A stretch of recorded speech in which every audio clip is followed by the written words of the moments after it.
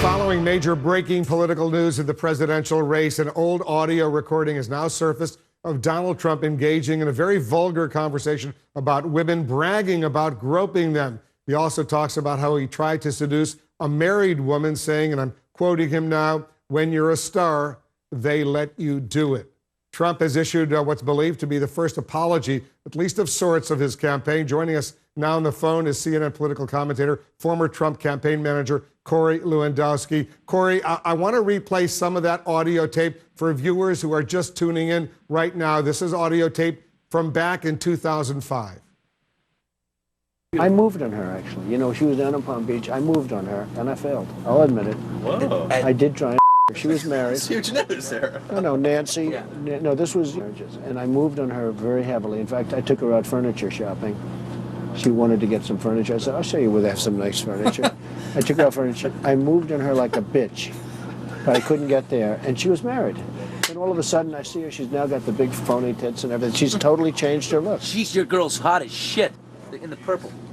Whoa. Yes. Whoa. Yes, the Donald has scored. Whoa. Oh, my man. Wait, you gotta look at me when you get out. Really sets this up. That is very. Will you give me the thumbs Look up? at you. You are a You piece. gotta put the thumbs up. You gotta get the thumbs up. Can't be too happy. Else off first? Yeah, let me. It's very You funny. gotta give me the thumbs up. All right, you and I will walk down. Oh my God. Maybe it's a different one. Better not be the publicist. No, it's her. It's Yeah, that's her, with the gold. I gotta use some Tic Tacs just in case I start kissing her. You know, I'm automatically attracted to beautiful. I just start kissing them. It's like a magnet. You just kiss. I don't even wait. And when you're a star, they let you do it. You can do anything. whatever you want. Grab them by the pussy. I can do anything. Look at those legs. All I can see is the legs. No, it looks good. Come on, shorty. Oh, nice legs, huh? Oof, get out of the way, honey. That's good legs. Go ahead. It's always good if you don't fall out of the bus. Like Ford, Gerald Ford, remember? Down below. Pull the handle.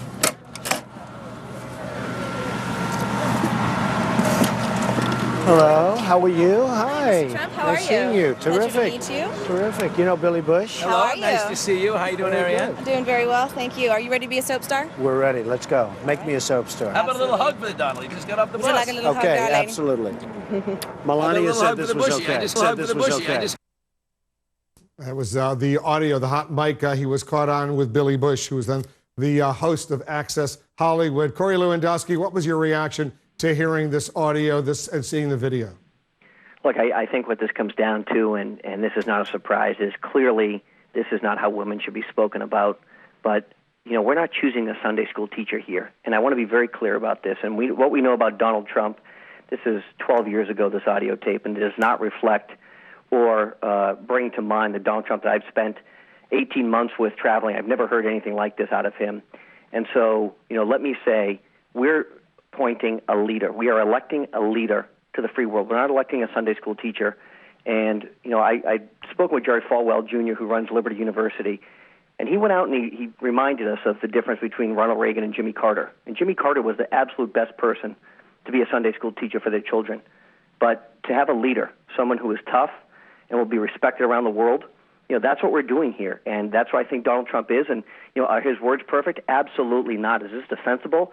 I don't think so. And, you know, what I do know is that he has apologized if anyone has been offended. This was a private conversation. But, you know, I know Donald Trump as the husband. I know Donald Trump as the father of two women.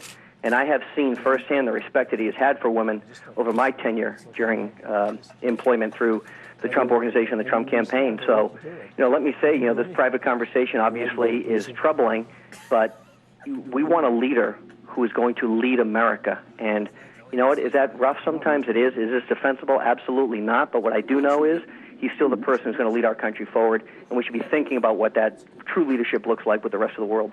Corey, it's not only the language he uses in that video. It's the conversation about casually talking about grabbing women by their private parts, bragging that he can do whatever he wants to these women because he's a celebrity. That is very, very concerning to a lot of voters out there. He needs to address this directly with the American people. I assume you agree. Look, I think the American people know Donald Trump. You know, he spent a lot of time out in public and has done more interviews than anybody else. I think the American people know exactly who Donald Trump is. He's a person, and what has been such an attraction to Donald Trump is that he's not a career politician. He doesn't measure every word. He speaks from the heart. He speaks the way, you know, many times people talk around their dining room table. Now, does that mean that everything is perfect? Absolutely not. But really, you have to look at the fact that is it enough to make someone change their position and vote for Hillary Clinton, who now has to lead our country forward in a time of difficult economic crisis, difficult world leadership, a person who's been, you know, dishonest, who has an 11% approval rating when it comes to trustworthiness and honesty. And do you want someone who's going to be crass and tough? Maybe. Or do you want someone who's going to be dishonest and potentially doing something illegal? I think every time the American people is going to be someone who's tough and crass. Does he need to address this issue before the debate Sunday night in a press conference setting, in an interview? We're in the final stretch of the campaign, as you well know. He has to explain to the American voters out there, he's got to convince women specifically, he's fit to serve in the Oval Office. Sure. Look, if I was consulting Donald Trump right now, my advice would be, in addition to the statement that he's put out that says if people are offended, that he has apologized for that, you know, my advice would be sit down and do an interview. Let's do that now. Let's get the opportunity to have, you know, a conversation about this now before the debate on Sunday. You know, I don't advise Donald Trump, but if it were my professional opinion, I would be making a recommendation that he goes on TV and has a sit-down interview to discuss the issue.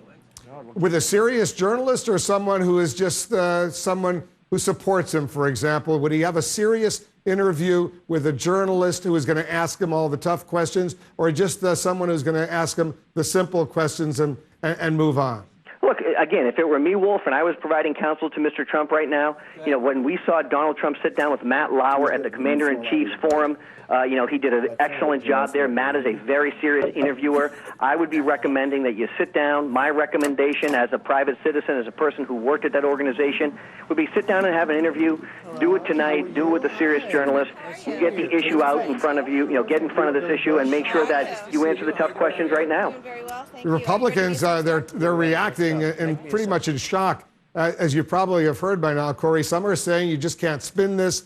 There were gasps in the room when some Republican organizers were just hearing about this audio tape. But clearly the Republican Party is worried, especially about how this could potentially hurt what are called these down ballot races, Senate races, House races. Are you concerned the party could really run away, for example, from Trump right now? Look, I don't think so, and the reason for that is obviously Donald Trump has raised the vast majority of the money that the Republican Party has to spend for the election. And again, I believe Donald Trump is still the best candidate to reverse the downward spiral this nation is in right now. So you have to think about it. You know, you've got a leader who talks tough. He's been very bold. He speaks from the heart. You know, people understand that. They know Donald Trump. That is what has attracted this massive amount of people to Donald Trump through the last 2 years of this campaign. You know, they had the opportunity to find the perfect politician. You know, what we don't know, and I'm not trying to change the subject here, we don't have any understanding what Hillary Clinton has said in those meetings with Wall Street where she was paid for these speeches. She's never released those transcripts for all we know. Same things are being said in that regard. Now, I don't know if that's the case, and I don't think that the Trump campaign wanted this or knew that this was available to come out during October. I'm sure that wouldn't be the case strategically. But what we don't know is what Hillary Clinton has said in some of these speeches because she refuses to release the audio. You know, do we have a bombshell in there and we'll find that out in a week from now? I don't know the answer.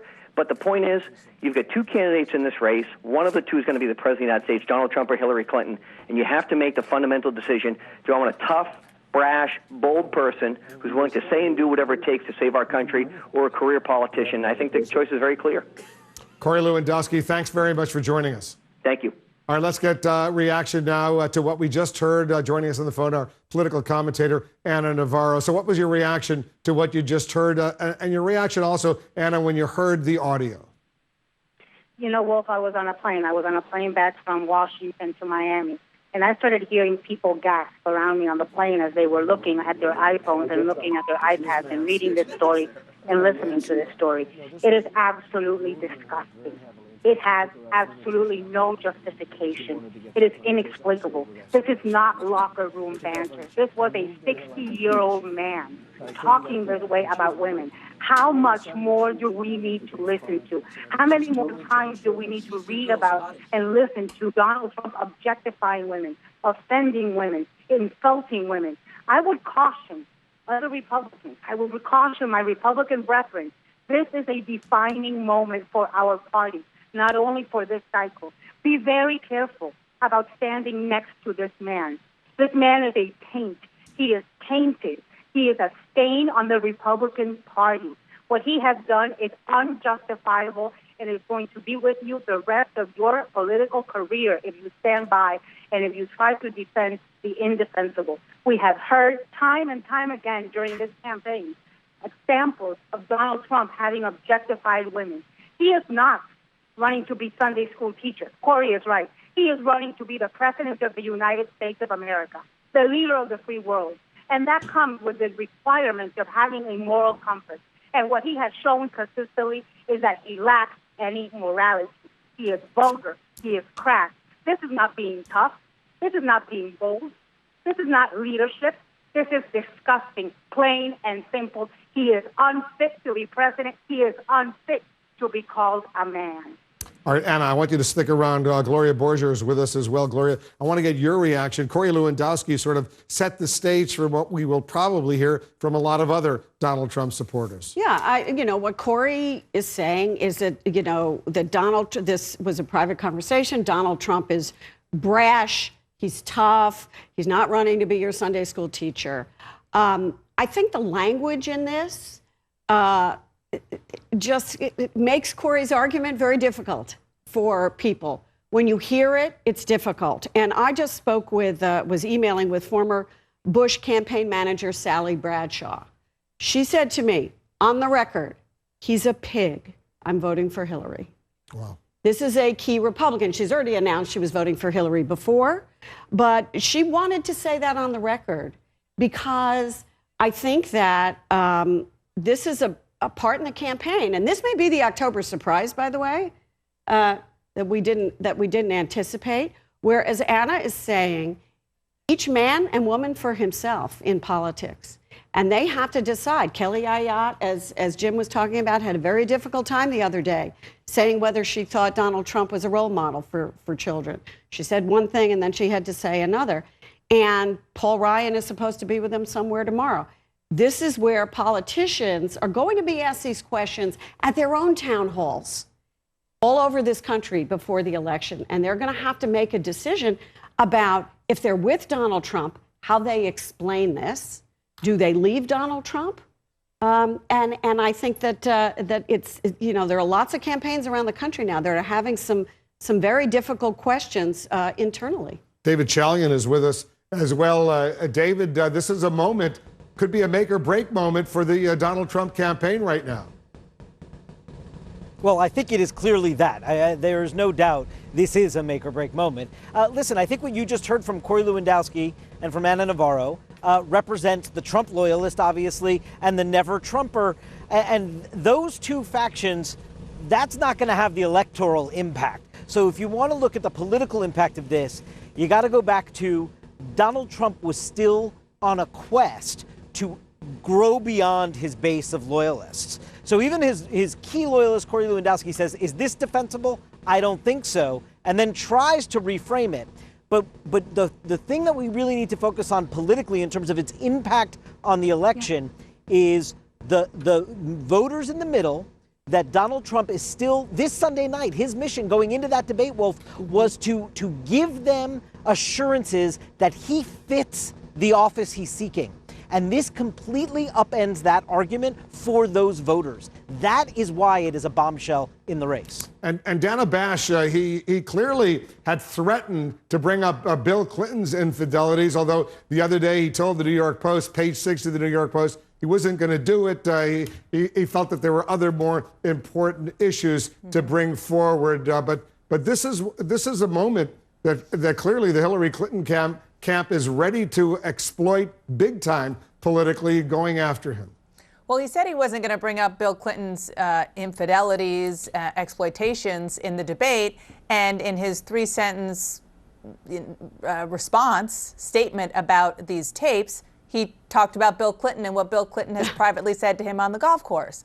So who knows where he's going to go with this, because he feels that that is some kind of defense, because he's running against Bill Clinton's wife, which I think we should underscore has absolutely nothing to do with the former president. It's his wife. I mean, especially when you're talking about any kind of untoward talk on the golf course. Having said that, I think the other thing that we should keep in mind, and as we look at the effect of this and the ripple effects of this, is Senate races, House races, and races across the board, maybe even all the way down to dog catcher, frankly. I was just talking to one advisor who is very involved in competitive House races across the country. This is a Republican, who said already after Donald Trump's poor debate performance, and more importantly, his subsequent attacks on Alicia Machado, the former Miss Universe, they saw the so-called generic ballot number for Republicans go down. And what that means is that it was having an effect down ballot. This advisor said it's hard to imagine that not being more precipitous after these audio tapes come out. Right. So that is something that we're going to see, we're going to look for. And the last thing I'll say to you, Wolf, is that we talked about whether or not Paul Ryan is going to be on the stage still with Donald Trump tomorrow.